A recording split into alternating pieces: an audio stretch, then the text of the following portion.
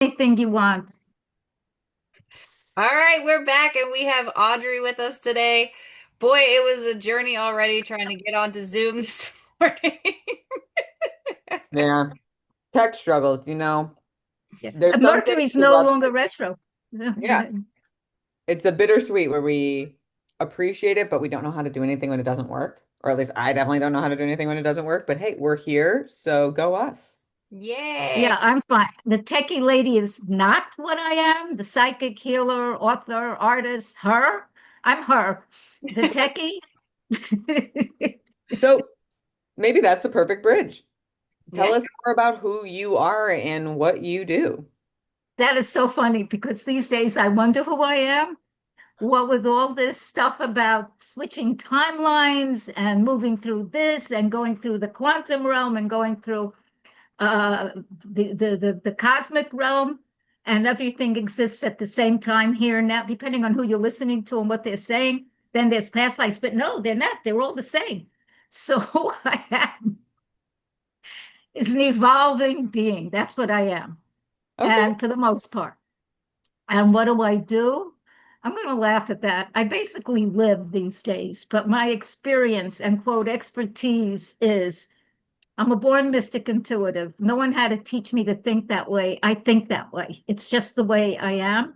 Mm. I have been called in many, I'm a psychic, I'm a healer, I'm an empath, if you want fancy terms, I'm a biofield transformer for people who speak that way, which I don't particularly. I'm an author. I have won a couple of awards. I'm an artist. I paint frequency stones to Ooh, upgrade cool. energy. They are all available. Here's one. This is another. Aren't they cute? I don't know Very. if a person should say that about their own stuff, but they amaze me. And I know I'm the one who put the paint on. I know that. But I lift my frequency. I ask to be guided, like before I did this. And then I do. And when they're done, I'm in awe Hmm. and I give thanks. And now and then I cry a little in gratitude, not Yeah, because, look, I mean, really. I get it. So when you say So you were born this way, what do you mean? Like, what were your first signs? when I was little, okay, so I should say, I don't know how long you've been on the earth. I would say I've been on longer in linear time. So when I was little, there was no talk of metaphysics, not in my family and not in anyone I knew. There was no talk about psychics. I was born in 1942, just to Okay. give you like a zip, okay? Uh, we were just getting into, I think it was World War II. There was some blech happening at the time. And what gave me a clue was I would see things in a certain way once I began to speak. Okay, not when I was a baby, then I was a baby. And I would just, and it's normal to me. It's normal to me. And I would notice things that somehow other people didn't notice. I was born in Brooklyn. Um, Question. you Just too? for, no, no, no. I have a quick question. For the listeners, kind of the people who are not in this conversation, when you say like you notice things that maybe weren't talked about, is there like an example? Do you remember something specific that kind of Okay, stands so out? when I was a kid, I was seven or less because we moved from Brooklyn right after I turned eight. That's how I configured the timing. So I used to sit on what we call the stoop, which means the steps outside the building going down to the sidewalk, and I would look at people, and I didn't know I was processing, but I would feel and see things, and I would wonder when I would see them how they got that way Mm, because my mind didn't understand I was seven or less because we moved when I soon after I turned eight. And I would see and feel the upset, the anger, the sadness, the pain. I'd mm, see it in their faces. I could feel it. Understand also, I also had surgery on my eyes. I was cross-eyed when I was four. But I could see. mm. And I would wonder, how did they get that way? And Mm. I swore to myself, whatever that was, I wasn't going to have it. And I could feel stuff. And I remember when I was a little older, when I was 10, I then had a sister and a brother. Okay, my brother's 5 years my junior. My sister was like a year and 8 months. She would correct me if I said 2 years, a year and 8 months my junior. And I would see my mom doing some things with my brother. And in my zeal to be helpful, I'm born under the sun sign of Cancer in both Western and Vedic astrology. So I like to help and this kind of thing. So I said a few things to her because I saw she was like doing contradictory things with my brother who was 5, and I knew that was going to have a negative effect. Mm. No one taught me that. I knew this. Mm. Yeah. And instead of her going, thank you, she got mad at me. What do you know? Yeah. You're just a kid. So that showed me that, first of all, not everybody was open to my contribution. Mhm. Yeah. I'm also an empath, so I've learned certain lessons. So that's why I was curious kind of what your Oh, entry point was, because my awareness came like decades later than that. But thank you for clarifying. So you move out of Brooklyn. Sorry to interrupt you. Please keep going. yeah. So we moved to Long Island, which was a whole other world to me, I'm sure. completely different. And this was years back. Whatever it is now, that's not what it was then. Mm. And I don't know what it is now. I'm in Costa Rica right now. Ooh. Yes. Um, and I I mean, there's no way not to say this. I'm born intelligent. I'm born with a certain awareness. I'm born sensitive. Um, Not everybody is like that. My father and I would discuss more intellectual stuff. My mother was not part of that conversation. She Mm. was the more practical type. And I think I mean, now I could say it, not then, was jealous because we had conversations she couldn't have because it just wasn't her, what's the term now, bailiwick? I don't know her. I don't know what the term is, wheelbarrow, whatever it is. It Yeah. wasn't her thing. And at a certain point, I know when I was in class, I think in middle school, whenever you started studying war, whenever that was, junior high, I don't know if they have junior high now, but we had it back then. I would You feel the don't. stuff. Mm. Okay. I would feel the battles. Mm. And especially when we were in high school, I'd start crying and, I'm hiding my eyes. And I didn't know how people could talk about this like it was nothing because I'm partially seeing some of it Mm. and feeling some of it, not all of it, because I couldn't have gotten through school. I just could not Yeah, have I was gotten to through ask, school. like, how did you deal with that? Because, from my perspective, I have clients who I would call highly sensitive people. And, there's a lot going on in the world right now, and they're struggling. So, how did you protect yourself from that? Well, my mother told me I was too sensitive, so I thought you're not sensitive enough. And my ascendant is Aries, okay, in Western astrology. So I could, if I have to. In Vedic, it's different. My ascendant is Pisces, and then my moon is Leo. But let's do Western. And even though I didn't think I was too sensitive, everything anyone said to me, I took in as though it was true, which is why people need to go and see healers because we have to heal that garbage. I call it genetic karmic patterning, which goes deeper than epigenetics. And I work with that within people and in myself. The way I quote unquote protected myself, Mm. I could not read all that stuff. I didn't. I love novels. Okay, I would read novels when I was old enough. I love science fiction, good science fiction. I was thinking they're saying what the world could be, and I would get into that. Okay. And I did not know I was an artist at the time. I would make little drawings. They've evolved. If Now you're I'm a right. definite, oh, I'm definitely an artist.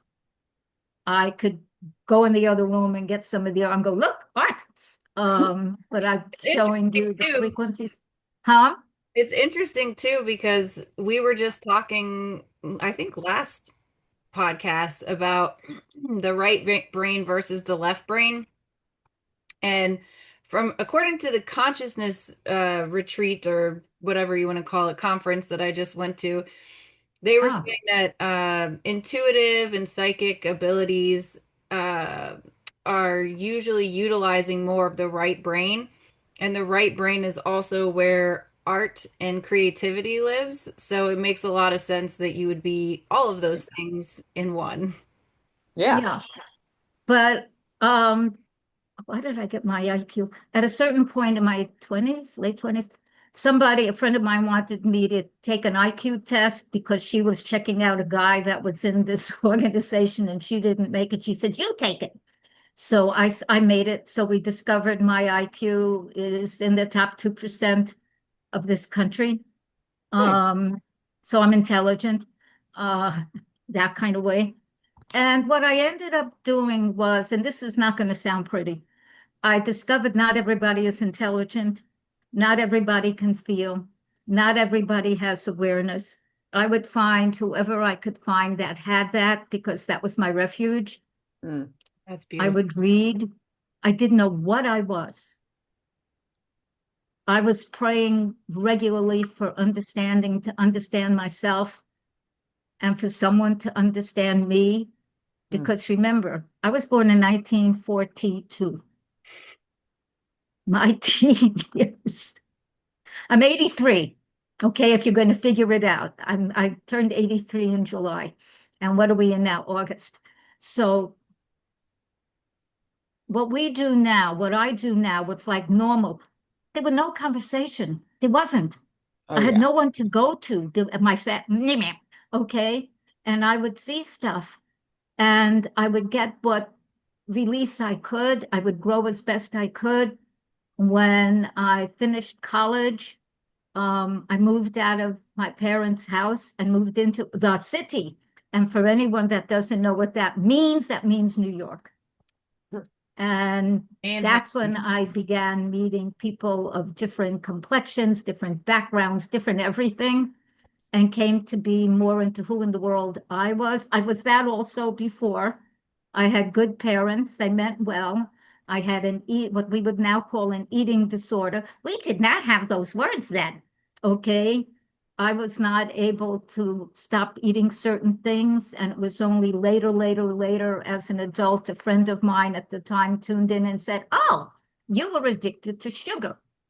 mm, So first I said no because I didn't like the word my name and addict in the same sentence. So I said no, and then I looked at it because my first reaction was like, this doesn't mean it's the right one. So I pulled back and I said, she's right. I wanted sweet things all the time. So when I came to my own awareness before I met her in my 20s, I wanted to look good and whatever that meant. And I had breasts out to here. I was 17. My breast measured 44 inches and I was 60 and a half inches tall. They were out to here.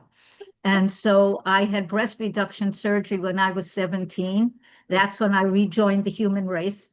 And that's how I felt because people would look at me yeah. like that Mhm. and say things Mm. and follow me. And women made nasty comments to me. I was 15, Yeah. okay? And all that. So I grew up and learned how to not let people's stupid comments totally hurt me or destroy me. And Mm. I'm a sensitive. Yeah. That's a How did you skill. learn that? Yeah. Uh, Say most people don't know how to do that, whether they're sensitive or not, but the people who are sensitive absolutely need that kind of armor to not let the unaware hurt us. How did you learn that? I realized, okay, it's not going to sound good, but here I was at 15. And I remember I'm walking down the street or up the street, and this woman with her husband, they were old to me. I am much older now. They might have been in their 40s or 50s, and he must have been looking at me, and she gave me a dirty look. And I thought, why would I look at your husband? He's an old man. He's not even cute. And so I realized again, this is not going to sound good, but I realize some people are what I call DNS, dumb and stupid, and I can't listen to them. I just can't. And yes, I heard some of that stuff at home. Mm. And I'm not saying I'm never DNS. Now and then I'm the DNS. Any of us can be. It's not like I'm immune. I'm not immune. Mhm. And I did my best. And that's why I think I was born with an Aries ascendant, because that's like this. Cancer is okay. And I realized I can't take all that stuff personally. Mm. It took me a while to understand that. And I did get a little thinner. I mean, I learned how to eat salads. I made humongous big salads and ate them and got to a weight that I actually looked really nice. I looked very nice at 18. Okay. I'd had surgery. My body was in shape. I was 18. Okay. And what year was I 18, 8, 9, 10, 1960? Do you know anything about the 1960s? The They have good too. 1960s were a time of exploration, Oh, Yes. yes. okay? And did I do the math right? 8, 9, 10, 4, 5, 6. Yeah, so it was 1960. I went away to college, which I didn't like because it was a college, was a teacher's college, and I got exempt from one of the courses because I was answering I was answering questions that the teacher hadn't asked, and I corrected something that the teacher did on the board. So they exempted me from that course, and they Mm. put me in an advanced English course. And then I was having some fun. When I had good teachers, I was into it. Well, I love it because I like to learn. And I love literature, and I love learning about people, and I love different cultures. And so I entered college in 1960.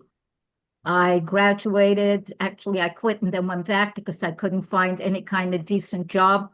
And I graduated in 64. If you know anything about that particular decade, it was the Vietnam War. It was learning about various substances that are now called plant medicine. That's not what it was called then. And now there's all levels and this and that and pharmaceutical, there's all that.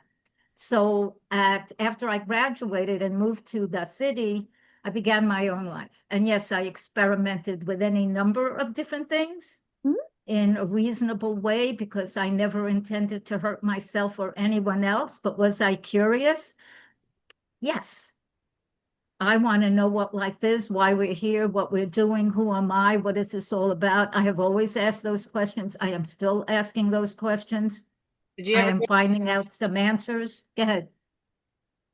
Well, I think I interrupted you when you were about to answer the question. I said, did Which is, you get any answers? you know what I've come to, because I get that asked a lot. I'm a psych, okay? We're here to learn. We're here to grow. We're here to discover what in the world we are. We're here to discover what this whole everything is. And according to the latest stuff that I've been in touch with, we're living in a simulation. None of this is real. And because I was lucky enough, and I'm saying that literally, to have a near-death experience, so I talked to the shiny light beings, Oh my completely God, I need to hear disconnected. about that. You want me to tell you? Yes, I love near-death experiences. Okay. So I didn't know that's what it was exactly. What I was doing was birthing my daughter. Okay. I was 38. I'd had a miscarriage a couple of years before, and I was bound and determined, no matter what, that I was having this child, and nothing, and I mean nothing, was going to stop me. So there I am. Um, it was an emergency C-section because the placenta was separating, which is not a fun experience, by the way. And so they put you out. I'm like this, okay? And all of a sudden, I was in this place of shining, brilliant light and color. And it was the most loving environment. I've been in loving environments, okay? Mm. I mean, I'm in Costa Rica and I can look out the window and see leaves and trees and stuff like that. It's beautiful. And I'm not in fancy Costa Rica. I'm just in Costa Rica. And It was the most loving anything. And I'm wondering, what? Where am I? What is this? And there were these shiny light beings. You know how we have faces? They didn't have, they had shining light. Okay. And so one of them I seemed to know, and the others I wasn't sure. It was almost like, hey, how are you? I haven't seen you in a while. That's not what came out of my mouth. I was like, where am I? And they started to tell me, and me, I said, no, that's not where we are. And I remembered, because I went in my mind from when I woke up, I said, I'm birthing my baby. They said, this one said, your body is birthing your baby. You are here. Ooh, Mm. so cool. Yeah. And that was like, okay. And it was loving. There's no threat. It was just like, okay, I'm here. Where's that? That's every And they, experience that I've heard. There's either at first there's either nothing and they get to that place, or it's just immediately that place, that feeling. Mm. so the colors were amazing. The loving was amazing. If you want, I will run into the other room and get pictures because I paint with color. Mm. And these rocks are a sample. And they said a bunch of stuff that I have no memory of. Apparently, I'm not supposed to because it's blip. But they told me this was real, that, that I'm here. And they gave me a choice to live or die lovingly, no threat. Love, if I wanted to die, I went through that doorway over there. And I told them, no, I'm having my daughter. And they said if I did, it was going to be difficult. And I stamped my foot at them. And I really felt like I had a foot. I didn't feel like I was this airy thing because I stamped my foot and said, I am having my child. Okay. And they told me if I did choose to do that, it was going to be difficult. I would do it alone, and I had to take off my rose-colored glasses, which I don't know if it's still a phrase, but that means I had to not see world in this loving. I had to see it clearly. Yeah. So I totally agreed, and I knew I was curious about that door. Let me tell you, I'm sure. but Who wouldn't be? Who wouldn't I be? was I was totally curious, but I knew if I went through it, I felt it was a test. I thought they're testing me. Mm. I felt if I went through it, I wasn't going to come out. And as I said, I was having my daughter. So going through that door at that time was not an option. Having my daughter was the only option that I would listen to at all in that moment. So after I did that, and they asked me a few things, and then they said, are you sure? I think they asked me twice, or I heard it twice. And I said yes. And then, and meanwhile, everything is gorgeous. Everything is loving. I mean, I would have loved to stay. It was amazing.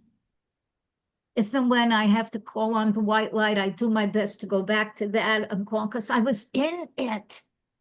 These beings had faces of shiny light. I mean, how to, ah, and if I cry, that's because of how magnificent it was. And sometimes I just go back there energetically. That's all that is. I'm fine.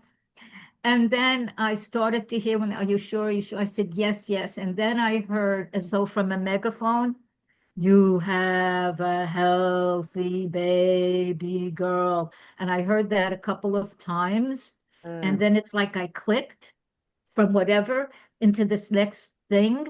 And then suddenly I was in this world, our world,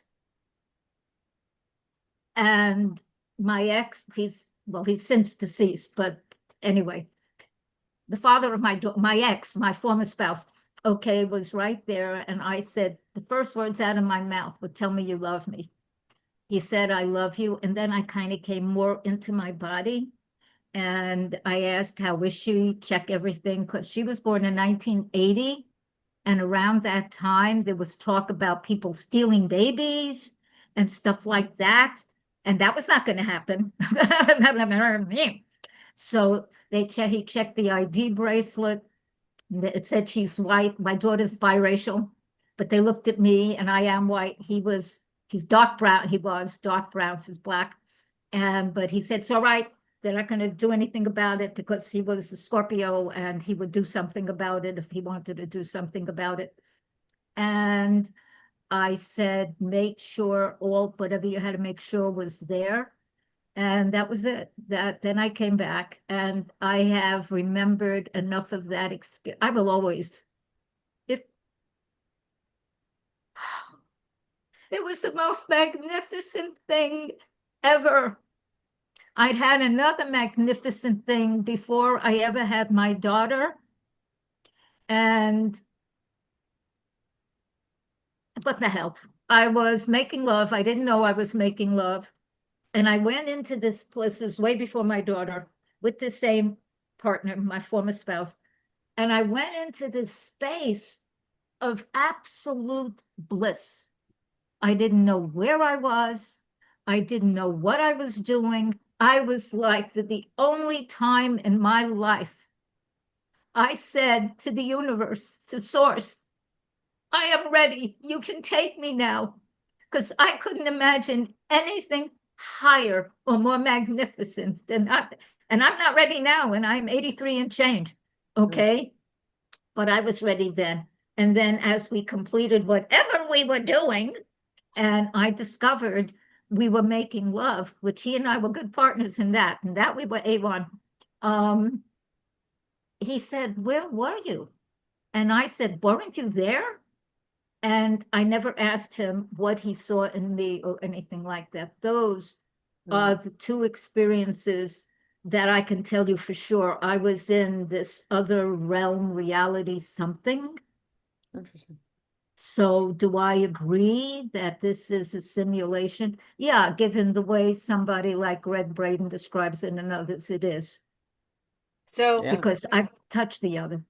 when you had your near-death experience, would you say that you had a stronger gift after that? Because I've heard that that is a result sometimes of near-death experiences where people maybe have a stronger intuition or a stronger psychic ability. I don't know if I could say that because I was already starting to do readings. I was starting to do healings. I was starting to draw because my ex was a jazz musician. And when I was in the studio, there'd be times I was drawing certain things.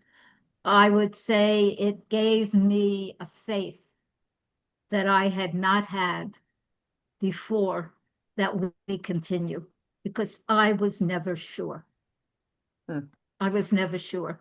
I know in my 20s, I considered leaving the earth because I had had enough.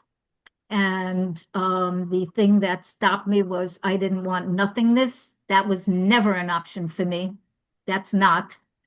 And so I thought, I remembered a time I was happy and that made me go through it. But I've had various kinds of experiences that are, I guess, nonlinear on and off through my life. Those two were like amazing. Okay, I remember when I was in college, I was walking through the campus and I was questioning stuff. Remember when I was in college, it was I don't remember the exact year it was, but pre-Vietnam War and all this stuff. And the young people, which I was one, were getting very activated. And I was one of them. And I was questioning, and all of a sudden, there I am walking across campus. Everything stopped. Time stopped. And I was in this timeless moment where I was just filled with energy and peace. Mm. And I had been asking, why is this? And blah, blah, blah, and all that, because I am that person. And I was just given, these days, we'd say a download of peace. I didn't have to ask anymore. I knew everything was going to be fine. I knew on some level it already was. And my life, I mean, that's what I do. When I paint, I call it Audrye Arbe, art that opens the heart, or frequency stones, or other art. I lift my frequency first. When I do readings, I lift my frequency first. When I write, when I do podcasts, I lift my frequency first and then do it. I have my own podcast. I lift my frequency first. And what I know, Lift what your I, how do I do it? breathing attunements and intention. I Okay. teach the lifting process, but even simple slowing one's breathing will help one get mellow, will help one get centered. In this time of do this, do that, all that confusion and lies and misinformation and sociopathic da da da da and all this whatnot and hoo-ha, if someone does not know how to do any of that, there's a good chance they can get lost. Mm. I have concern about people using AI too much, about people putting more, I don't know what you call all that stuff, doodads in their body. I mean, I am a fan of some of those links like that. What do you call it? Nature Link or whatever it was, put in the brain of a guy that was paralyzed, so now he can do stuff. Yes, I'm in favor of that. But people putting it any which way so they don't have to push a doorbell, they could just go boink and no, no. Okay, I agree with Greg Braden where he's saying that this is a time of fighting for our humanness, which I think most people haven't a clue what it is, because I don't think most people actually use the talents we have. And I'm still exploring them. And I'm in my eighth decade, for heaven's sakes, okay? Yeah. And I'm a pretty conscious person, but I got messed up along the way. Don't think I didn't. I got messed up along the way and had to get myself back together and moving forward because a lot of the world is just on the wrong track. I'm sorry, it is. There's a lot of misinformation. There's this whole ego thing, me, not you, me. That's ancient. That's no. I think that doesn't work. No. When we all know that we're worthy, and we are, each and every one of us, when we all know we're lovable, no matter what we may think of our body, and I went through all kinds of body issues.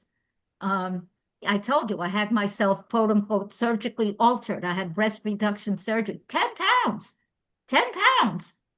Yeah, okay. And I'm still ample. It's not like I don't have anything. I was yeah. And all of that kind of thing.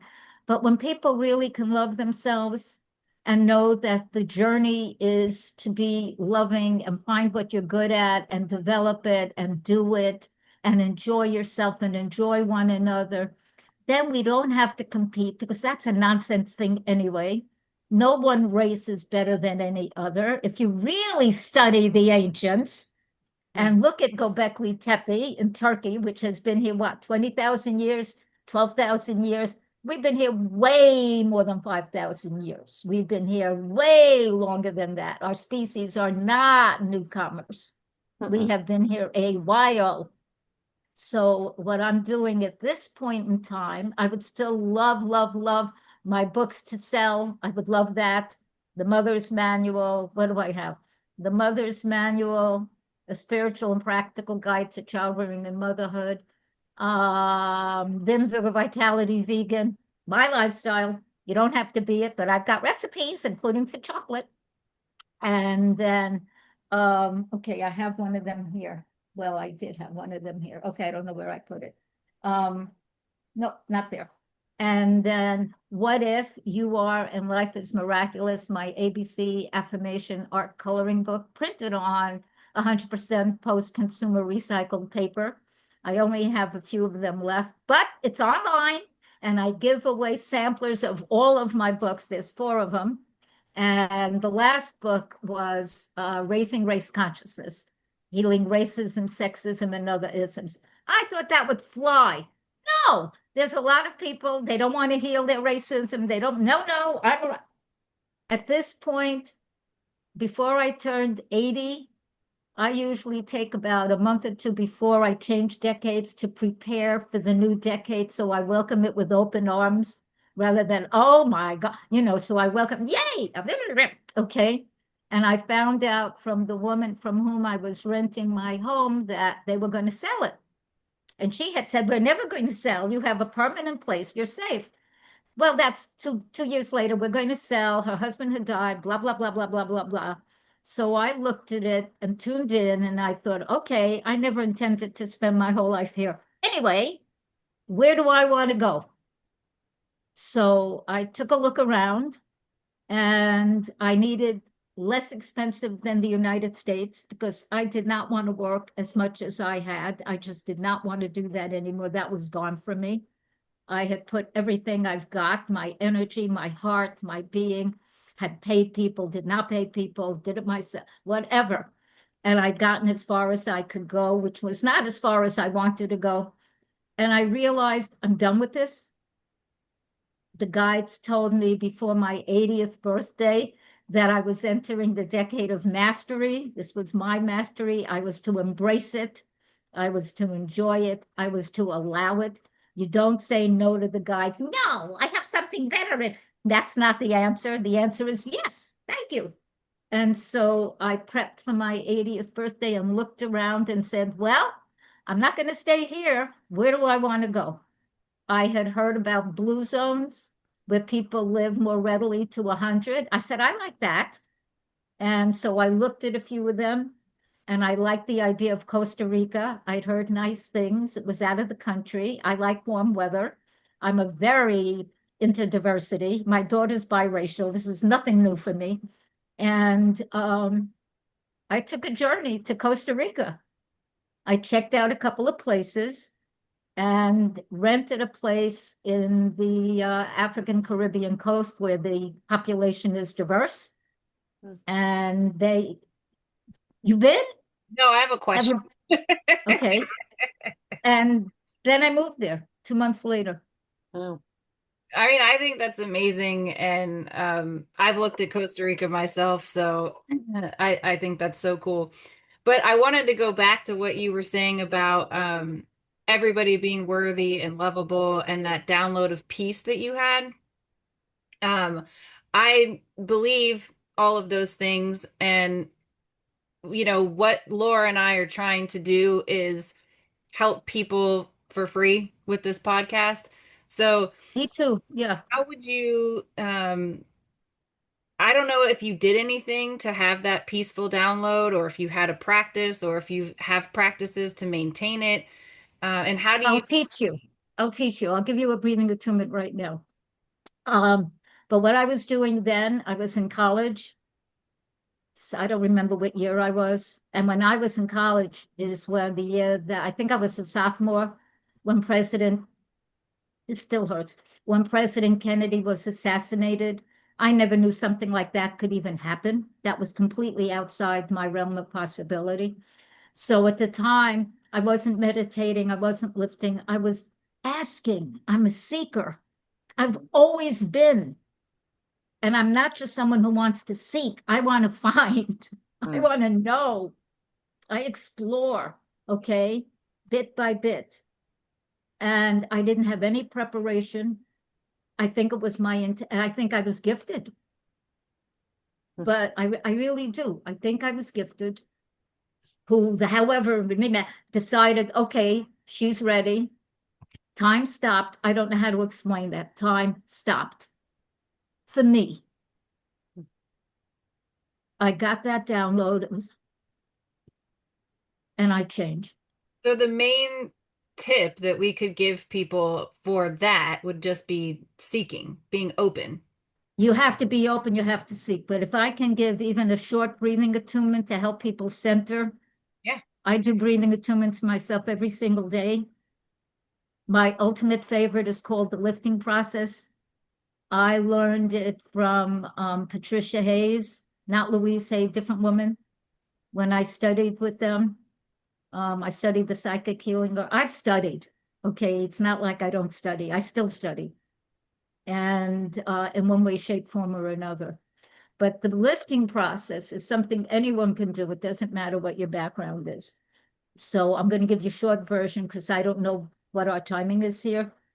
Yeah, But okay, so so people, allow yourself to know, number one, you're allowed to feel good, you're allowed to be good, you're allowed to feel wonderful, even with whatnot and hoo-ha happening. And the more wonderful you can feel, the more you can give to the world. Okay, I didn't know that at a certain point. So the more joyousness you can have and be, the more you give. So for the lifting process, you sit comfortably, or you could lie down. Don't stand up because you can get dizzy. So make sure you're sitting and your back and your body is supported, and breathe gently. I'm going to kind of cut it short, into your heart. And if you touch your heart, it's touching your heart. If you touch your heart, you will actually be sending energy there. Your body will focus. And first, gently inhale, hold a moment or two longer, exhale slow, a little bit slower.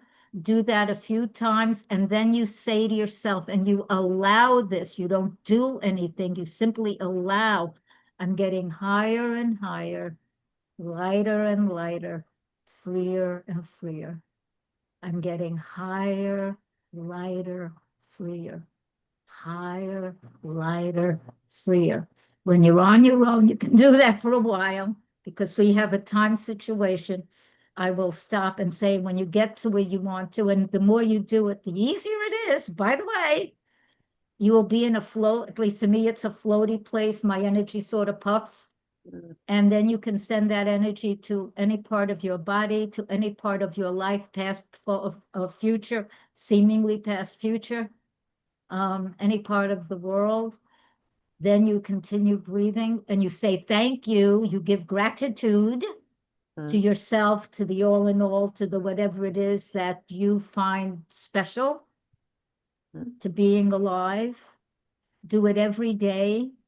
It gets easier and easier and easier. And what happens is that what I call our go-to place changes. I got more centered and I was not centered. I was a very person. I'm very happy or I'm very this.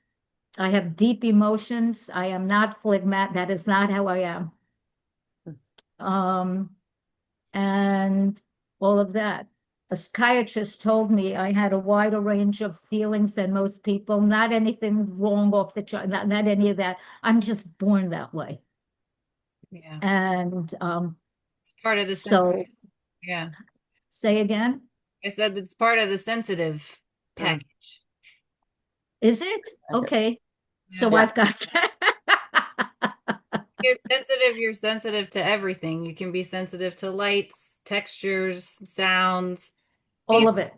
all of it. Yeah. I can't be anywhere with someone smoking tobacco. I have to leave. I get nauseous, dizzy, and then I get hostile. Not a pleasant thing.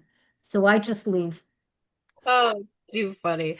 Well, thank That too. you for sharing your journey with us today. And thank you for the breathing exercise. Um, Great. like I said, just having gone to that conference recently, a lot of what you're saying is lining up with things that we've been talking about. So really appreciate that. Really appreciate your time Thank you. and your energy. Thank you. If people want to learn any of that, watch my podcast. I do breathing the two. Can I give my podcast? Absolutely. Okay, so it's YouTube .com / that little app thing, moving forward now 22. Okay. I have a healing podcast. I am not allowed to discuss politics, so I don't. I recommend two people who give enlightenment on it, but I'm not allowed, so no. And there's a breathing attunement pretty much on every single podcast, Oh, that's awesome. and an Well, affirmation and a wisdom sharing of something or other. And I show frequency stones and stuff like that because it's time. It really is time on our earth for us to really create peace for real, not surface. Yeah. And we have it in us, no matter what we've done or been through. And I know people who have been through and stuff like that. It can be healed, but it does take actually doing it. I yeah. don't know anyone who could just wave. I'm not saying it can't be done, wave their little magic wand, but Nah. it's time. It's time. And we can all do it. I live a multicultural, multi-diverse life. I've been living it since I was 22. What am I now? 83, 61 years. It's all doable. Well, that's a perfect ending point. So thank you so much. Thank you. Thank you, ladies. All Thank right. you. Have a good one. Thank you.